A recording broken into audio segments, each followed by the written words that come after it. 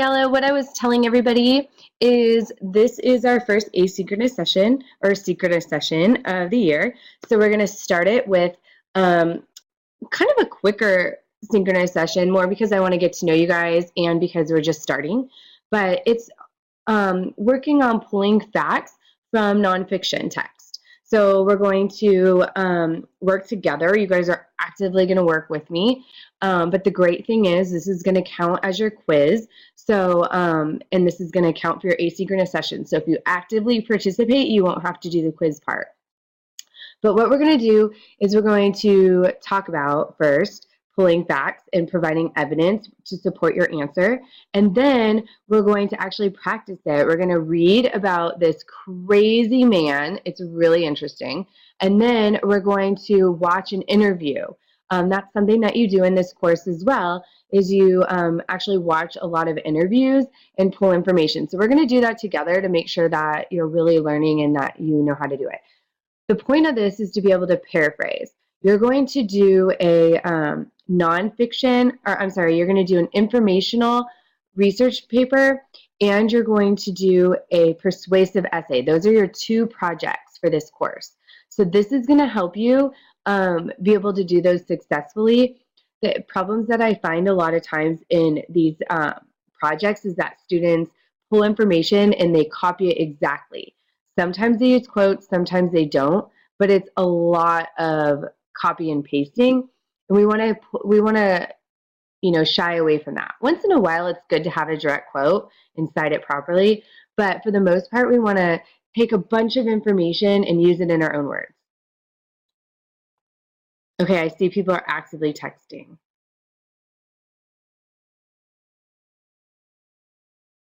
Okay, thank you for letting me know. Yeah, it's plagiarism. You're right. That's exactly what the problem is. And I don't like if you send me a paper that has too much of that, I won't. Don't worry about the spelling. I spell it wrong every time too. But when I have students do that, I'll probably highlight it, or I'll say, hey, these areas just need to be reworked. You need to fix it up and use it in your own words and paraphrase, or I'll try to work with you, or I'll send you to the writing lab, but I won't just send it back and say failed. Okay, we'll work together and make it better. But it's so much easier if you do it right the first time, right? Nobody wants to do a project twice. So this should avoid that. Okay, you guys are the best synchronous session I've had. Okay, here we go. Come on. Switch slides. Oh, that's because I was at the back. All right, research papers. Okay, what are some important things to do when researching? Come on, guys, give me one. Something important to do when you're researching. Take notes, absolutely. Take notes. And I always say take notes and make sure you have some kind of coding system or something so you know where that information came from, especially if you're using different sources. So good point, Anthony. Okay, coding system. So like I always do if I'm reading an article, all the notes for that article I'll put in pink. And if I read a newspaper article, a different one on the same person, I'll do all those notes in blue. And if I read an interview, I'll put all those notes in orange. So when I go to write my paper and I have to do citations, I know where those notes came from, like who I need to cite. Yeah, that's just how I do it. Thanks. I guess you could always put it on different pages or something too, but anybody else have anything important we need to do in researching?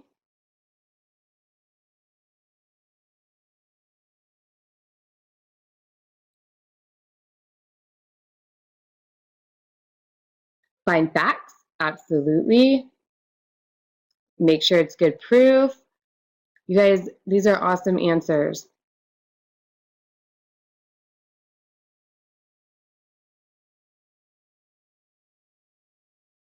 Use charts such as bubble maps. Oh, I love bubble maps. I love graphic organizers. Those make my heart really warm. Cite your work. Great job, Morgan. That's so important. You guys, these are really great answers.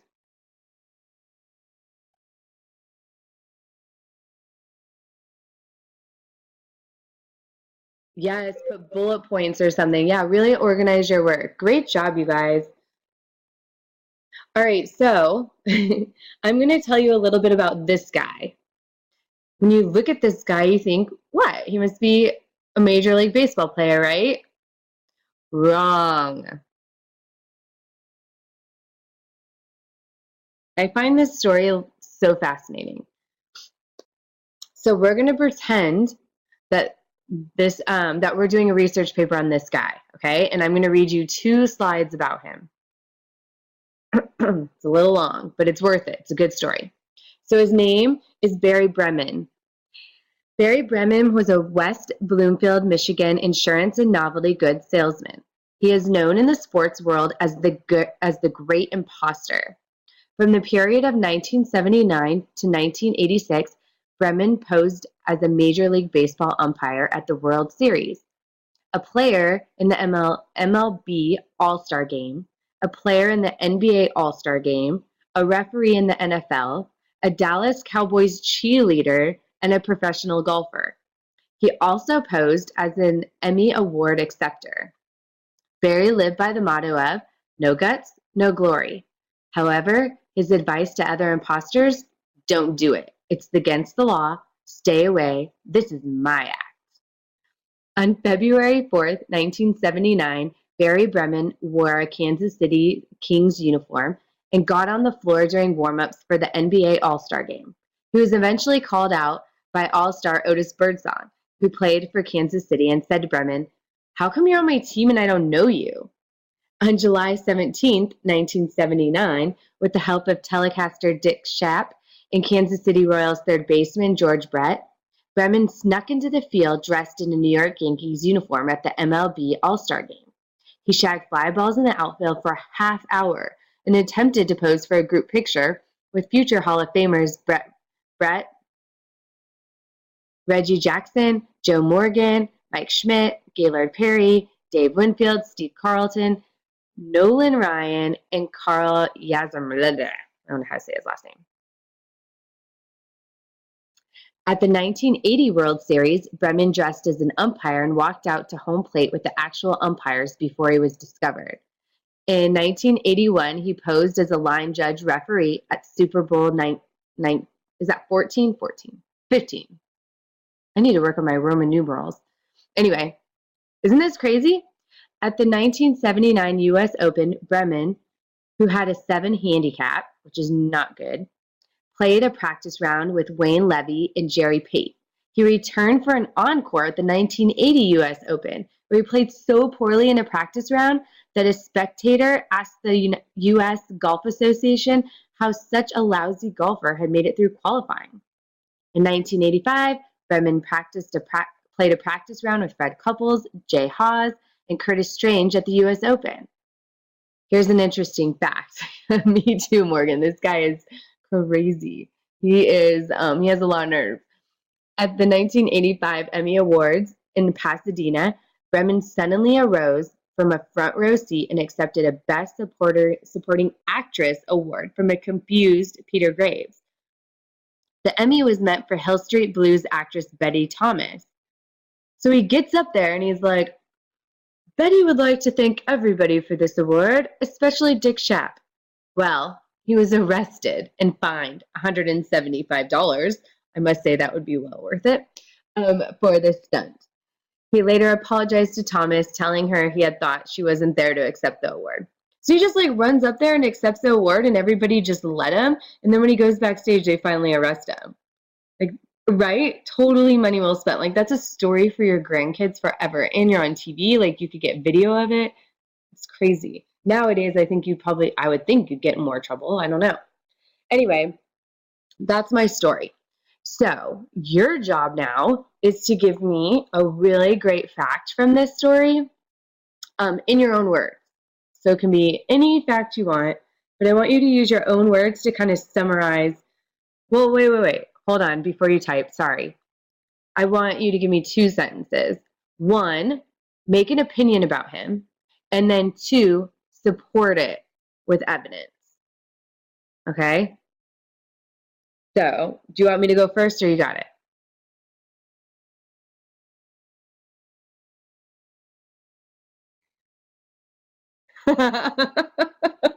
I know. More. What did you guys learn in school today? That that's totally worth it to pretend you're someone else because the fine's really low. No, that's not the point. Okay, so I want you to make an opinion about Bremen and then support it with a fact from the article that's in your own words. So 2 sentences.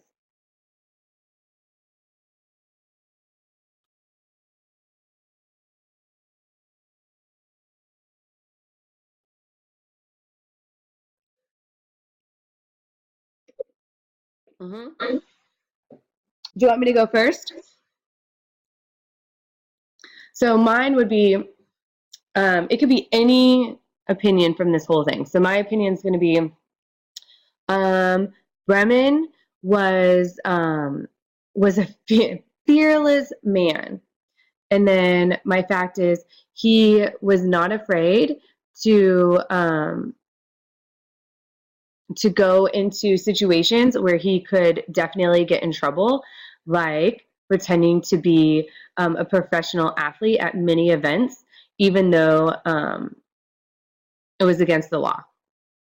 So that's a fact right there. He did that. He went to many different sporting events, pretended he was someone else, blah, blah, blah. So I made an opinion, and then I supported it with evidence.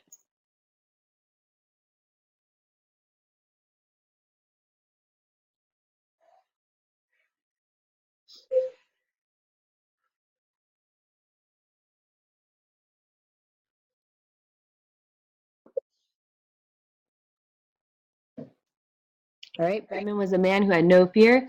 He was very competent and dedicated. Brennan was breaking a law to fulfill this show he liked to put on. Very good. Morgan, that's awesome information that you pulled from this article. Good job. Brennan was an imposter in many different situations.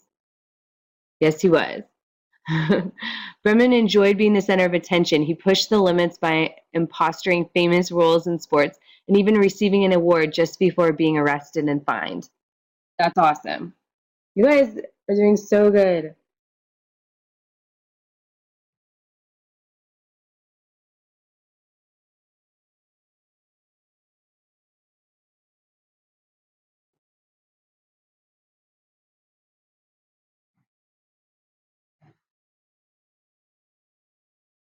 Bremen was a man who was not afraid to do anything. He was not afraid to do anything even if it broke the law. And we did see that he broke the law. Absolutely did. Which is not a good idea. So at least you're learning that. All right. So you guys are totally getting it. We're going to do one more practice, but this time we're going to do it from an interview. Okay? So you guys get to pick. Which interview do you want to watch? I have one on Taylor Swift, one on Bill Gates, and one on Robin Williams. So we're voting here. Oh, that's okay, Anthony. Robin Williams. Robin. Looks like it's Robin.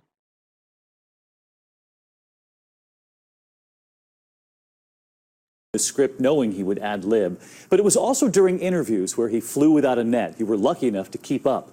Barbara Walters tonight on the unscripted Robin Williams, the pact he made with Christopher Reeve, the promise he kept, and where he always hoped he'd be as an old man. His answer so telling. Twitter broke the other day. My thumbs are moving for no reason. What the f*** is that? A book. On stage, he was a comic genius, and in person, it was no different. I'm running for mayor of New York tonight. To talk to Robin Williams was a side-splitting, unforgettable adventure. That's all, ladies and gentlemen. Herb dance the tango. We met in 1989 after his huge success in Good Morning Vietnam and Dead Poets Society. His daughter Zelda was just 6 days old. No pictures, please. No pictures. You want to introduce him to Zelda? Are you an older man? Would you like to meet a younger woman? She's only a week old, but yet I feel that you have this feeling. You have Legos? Our interview was in his Manhattan apartment. How do you like what we've done to your house? Have we improved your living room? I believe you've done something beautiful with here. These, if you can pan over here, and that one, these are staying to give it that lovely high-tech look. These I would like to just keep here, just to have in the house. I like this. No, this is We What can you've leave done in this. this lovely stuff. This stuff. You can never have enough moving blankets in your home.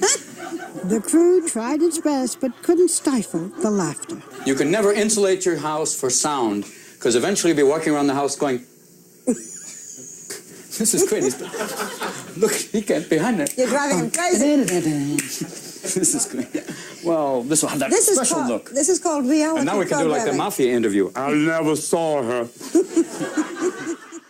His breakout role, the character Mork in Mork and Mindy, Mark, calling Olsen. was the perfect foil for his irreverent, irrepressible form of comedy. Since he played an alien, he didn't have to behave like regular folks, something Robin rarely did anyway. Robin, I want to ask you all the dumb questions were you born like this? No. I guess it happened like the first year of college. Just as a store of things. Basically, no, I wasn't performing all the time. I performed with, truth is, perform for my mother. It's like Lenny Bruce used to talk about it, saying it's a love me syndrome. For me, performing was a great way to, interrelate with my mother. She was funny, and a way great to talk back to her was to be funny back. And we played back and forth that way. The first year of college, I started performing in this improv group, and I never stopped since then. A simple cough could send Robin into a riotous riff. Excuse me. We have to do the Waldheimlich maneuver on you. I don't remember anything before 1945. What happened? I don't know. Barbara. I was in the forest. I was not a Nazi. I was picking nuts. I was a Nazi. I was delivering underwear to Goebbels, and he was coming out dancing like Betty Grable. What does that make me? I don't know. They were crazy that way. We woke up. We were in Poland. It wasn't anybody's fault, It was... I think I'm warmed up now. I think you're... Forget it. Now we're back! Robin, do you ever just talk straight? Yeah. For how long? Hours at a time. Yeah? Yeah, I can for a long time. Don't like to, because it's more fun to play. Did you go into comedy because you couldn't make it as an actor? Yes, I actually... Is that true? That's what I read. That you couldn't get a job as a... Yes. You cry on this program, and I won't run any of it. It was that... You promised me you wouldn't cry. Damn you. I couldn't make it as an actor. I remember doing Hamlet going, to be, line, I found it very difficult being in tights, and you're wearing tights and you're doing Shakespeare and they can tell what religion you are. The tears come down your cheeks. Yeah, they go, I just realized I can't believe it, Barbara, oh, God, Pull yourself, Robin. Pull yourself together. Pull myself in. From the Metropolitan Opera House in New York City, Mr. Robin Williams. On stage, Robin threw away the rule book and refused to play it safe. He could even find humor in a disaster like Chernobyl. We believe now the accident at Chernobyl has been taken care of. If you'd like to follow us into the plant, I'll show you around.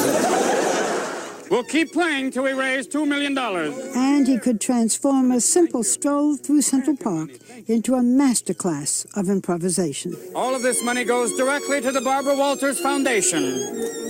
Please help. Thank you. Please. An interview show is a terrible thing to waste. This really one well-hung Hebrew! That humor and humanity It's actually for the New York Healthcare for the Homeless Project. was a huge source of comfort to Robin's friends, like his best friend, Christopher Reeve. Reeve told me that when he was paralyzed in 1995, he was in his hospital bed, unsure if he wanted to live or die. And I turned to my side, and there is Robin Williams dressed as a doctor, wearing one of those funny blue scrub hats. You recognized him? Of course, we've been friends for 22 years, with a Russian accent, being some wacky doctor. Just like this doctor Robin played in the movie 9 Months. Follow me! No! And for the first time since I crashed, I laughed, as I always do, as we all always do with Robin. And I felt such joy at seeing him, and he'd come all that way. It was one of the first indicators to me that life could be good again. Okay, all right, 1 second. That sense of humor extended to Robin's own health as well. He had heart surgery in 2009, and it was fodder for new material. And I found out I had a bad heart because they did an echocardiogram and my heartbeat was like... My cardiologist went, that's not good. My Latin friend said, no, you could dance to that. That's kind of cool. You said at one point that even though they gave you a cow valve... I ended up getting a bovine valve, which is a cow valve, which is kind of cool because you can standing up. That's great. Great to be here. Nice to be here. That you would have preferred a horse. I was hoping to get an equine valve or a horse valve. And also to be able to run, a really fast, a nice quarter mile. And Hialeah, Robin coming out of gate number 5, this second on us. And he's in the lead, Mark coming around the corner. But do you move now with the car valve? No, but I give a great quart of cream.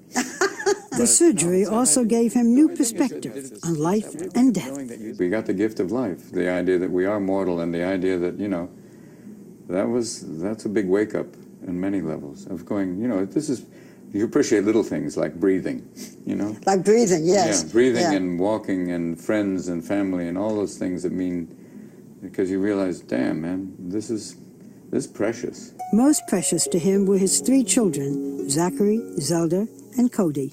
How do you see yourself as an old man? I just see you hanging out with grandchildren and stuff, probably telling stories. Remember when California was above water? We can take the glass bottom tour if you want. God, it'd be great going, no, you can't go to Venus this weekend. I'm sorry. If somebody said to you, you can have 3 wishes. You told me you have so much right now, you can have 3 wishes. Okay. Okay. First, 1 million more wishes, okay? I'll go with that. See, we broke the rules already. For me, I would like to see peace for the rest of all eternity, an infinite amount of peace. And I'd like to see everything I say be funny for all time. Even when he thought the cameras had stopped rolling, he kept us laughing. It's free time, isn't it? Anything you want. It's playtime? We've done the interview? All right, now it's time for the puppet show. No. Now the baby's in the back going, let's go! You did the funny stuff. You got the ending. Take a hike. And Barbara's with us now, and you were telling me that whenever you would interview Robin Williams, the interview never really ended when the camera stopped rolling. But that's what was so wonderful. I mean, you'd plan all your questions, you knew just what you wanted to say, and then it was off the wall. I loved interviewing Robin Williams. And so you never really stopped the camera when you were supposed to? No, sometimes that was the best part, after the actual interview. But Barbara, you talked to Robin so many times over the years, and I'm curious, did you ever really sense the true scope of his suffering? I didn't, but I'm not surprised, because we now know that many comedians, that many people who are very funny use the humor to hide the depression, as you saw earlier. As we saw earlier here, but perhaps because he was so loved by his co-stars and by his fans across this country, perhaps we started a conversation tonight. To understand more about depression. Barbara, thank you. This is how we do.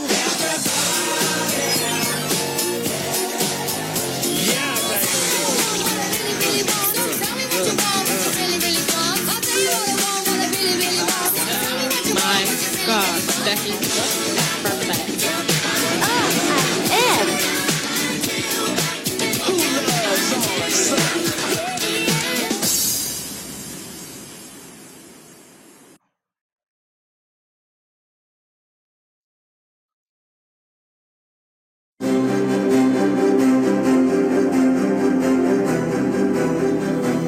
Tonight, investigators have not revealed whether there was a note left behind or any message for his family, his 3 children.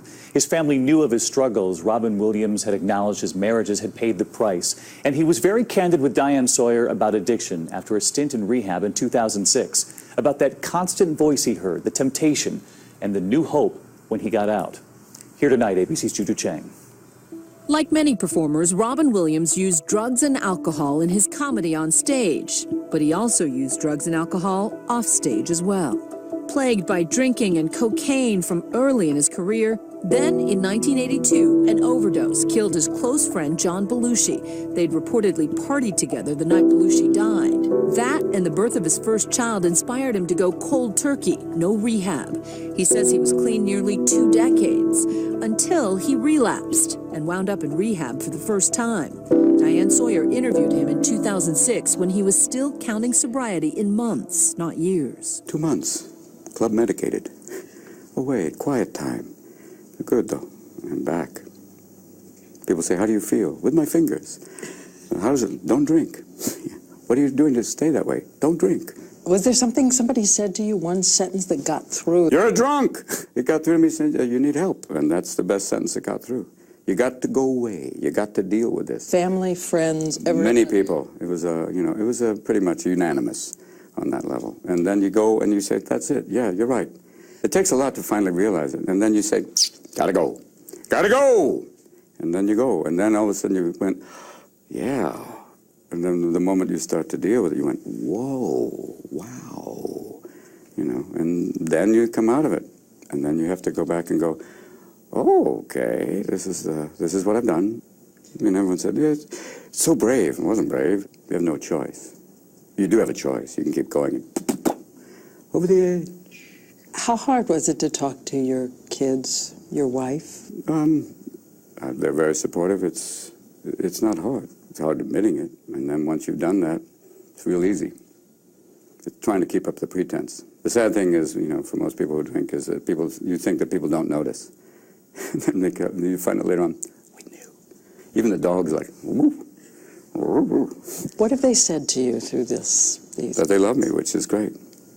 That's the simplest and most wonderful thing. How long before you decided this is it? I don't know. It was a couple of years of just thinking I can do it on my own, and you can't. That's the bottom line. I can do this. I can stop. And you really think you can, and then you realize, I need help. And that's the operative word. So to talk about it as caused by something... Not caused by anything. It's just there. It's just, you know, it's latent. Waits. It lays in wait, and for the time when you think, it's fine now. I'm okay. And then beep. And then the next thing you know, it's not okay. Things are not going so well. And then you realize, where am I? This is strange. I didn't realize I was in Cleveland. You're standing at a precipice and you look down. There's a voice, and it's a little quiet voice that goes, jump. It's the same voice. The same voice goes, just one. It's the thing of, you can do this. You can jump. You know, you can fly. And the idea of just one. And for someone who has no tolerance for it, that's not a possibility. It was that voice, he said, that encouraged him to take a drink of whiskey in 2006. And within a week, he was once again in trouble. Then, just last month, another trip to rehab for the comedian. Williams described his addictions as an escape. We may now know from what. His representative says the comic and actor was in the grip of a severe depression. ABC News contributor Dr. Jennifer Ashton says addiction can fuel depression and vice versa. Why does it so frequently go hand in hand? You know, it's kind of the which came first, the chicken or the egg scenario. Does depression lead to substance abuse and addiction, or does addiction lead to depression? And the answer is, it really can go in both directions. The irony of a master of laughter enslaved by darkness is so striking. Could there be a connection there as well? He was so eloquent in describing addiction and inspired many people as a result. Depression and addiction does not discriminate. It doesn't care whether you have an Oscar. It doesn't care whether you have a lot of money. And it doesn't care whether you're homeless. Comedian Jim Carrey told 60 Minutes he too struggled with depression, describing it as a low level of despair. Reacting to Williams' apparent suicide, comedian Chevy Chase said, "Robin and I were great friends, suffering from the same little-known disease, depression." And Lady Gaga tweeted, "Perhaps this tragedy will shed light on the seriousness of depression," and urged followers to reach out for help, saying, "If you are struggling with depression, mental illness, or addiction, you are not alone." I understand the pain you're all going through. Actress Lisa Jacob, who played Williams' daughter in Mrs. Doubtfire, posted a farewell letter saying she herself had suffered from depression. "It's real and it's not shameful, and there is help available," she said. And alcohol is especially dangerous for people like myself, alcoholics. Or you can say ethanol challenge, whatever you want to call it. In that candid conversation with Diane, the word depression never came up, but Williams sounded hopeful. Is there a sadness about these past 2 years then? Yeah, there's a sadness, and then you have to go, then there's also hope. I mean, a sadness, it's always like, yeah, you wish they hadn't happened, but they did. And the purpose is to make you different. It's what they call a Buddhist gift. I would call it the ultimate Christian gift. It's that idea of you're back and you realize the thing that matters are others, way beyond yourself. Self goes away. Ego, bye-bye. Realize there are a lot of amazing people out there to be grateful for, and a loving God. And that, other than that, good luck. That's what life is about.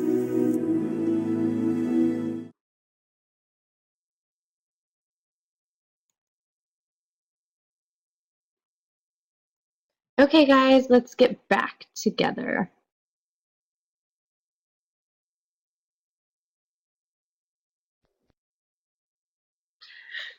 So we were supposed to watch the interview, and somehow I sent you the wrong link, and we watched the one with him and the other commentator, but that's okay. I know, he is such a quick thinker. That's the thing about comedians. I think they have to be, and rappers. I don't know why people don't give rappers more credit. I'm not a huge rap fan myself, but they have to think so fast. I don't know how they do it. Yeah, it's really quite impressive. Like, they really have to be very, very smart, like very verbally intelligent. I mean, the ones that like write down, lyrics and then read it really fast, whatever. But like when they're doing like their rap battles or whatever, it's really impressive. When I used to teach in a classroom, I used to do rap battles with vocabulary with students. It was very embarrassing because I do not think that fast. But anyway, yeah.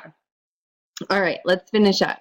So, what interesting facts could we use in our research from the videos that we watched? So, Anthony, you already made a comment that he is really fast in the way that he comes up with improv. That was really a good one.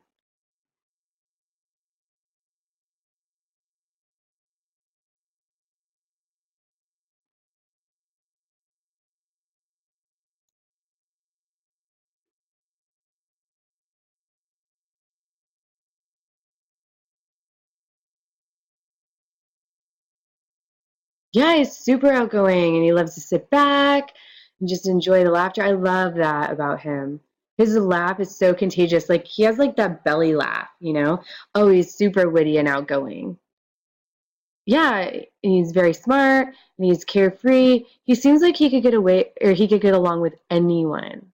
And he does. He loves making other people laugh, which is really nice to be around or to watch. I mean, I've never been around him personally, but just being around him. Yeah, and he had a hidden sadness for sure. That's hard to understand with somebody that's always laughing and making other people laugh. It's hard to believe that they could be sad. Mm-hmm. Yeah. So you guys did a really good job pulling out some information from an interview that you could use in a paper, and that you could use to really explain who the person is. You talked about the way he was sitting. You talked about the way he presented himself. You talked about his movement. You guys did a really good job talking about a lot of things besides just the words that were said, which I think is really important. So if you have an opportunity when you do your research paper, if you do it on a person, consider watching an interview instead of doing all articles or informational text. Consider doing, something from another media instead. I mean, I find it sometimes it gets rid of all that boring same old, same old. Like, do something different. Use another source.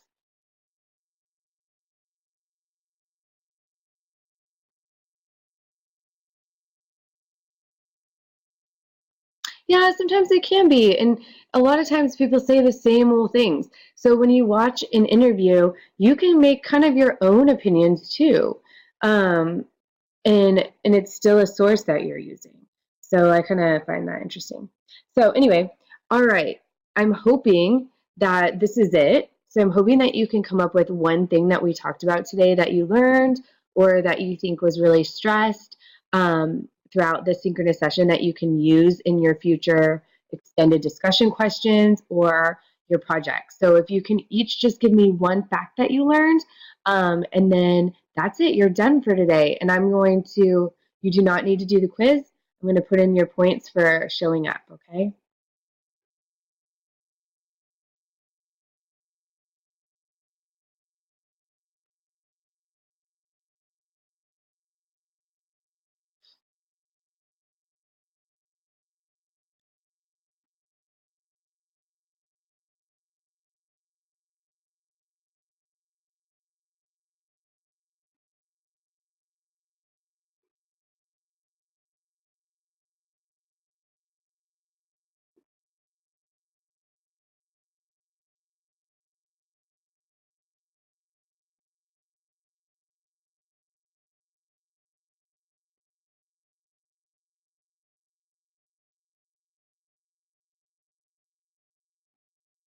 Oh, sure. Gavin, we're just finishing up. I just wanted you to write down something that you learned or something that we discussed today.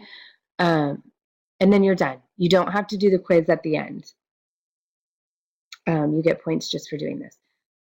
All right, Anthony said, I learned in writing on a paper that you can use your own impression ideas of what you thought.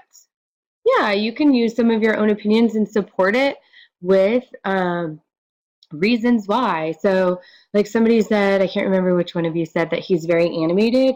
And so you can say, for example, when he was doing the interview with, I forget the guy's name, Conan O'Brien or whoever that was, Conan O'Brien, his hands were always moving and his face expressions were always changing. So, yeah, that's perfect. Great job, Anthony. You are done for today. Megan said, a fact I learned was to make it a priority to cite all sources, give credit, and to make sure your content is not plagiarized. Great job, Morgan. You are done for the day. Thank you, Anthony. Okay, having background knowledge and using other facts besides, oh, I missed it. Besides words, make the difference in your writing. Absolutely. Absolutely, Gavin. Good job. You are done for the day. See ya.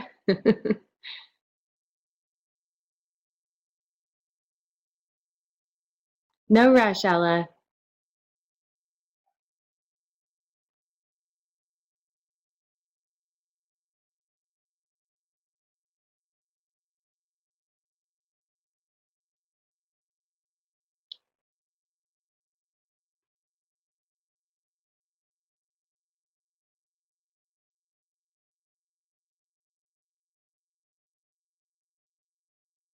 I learned that you should have background knowledge and take lots of notes to write a paper. Absolutely. Good job, Ella. And you are done for the day.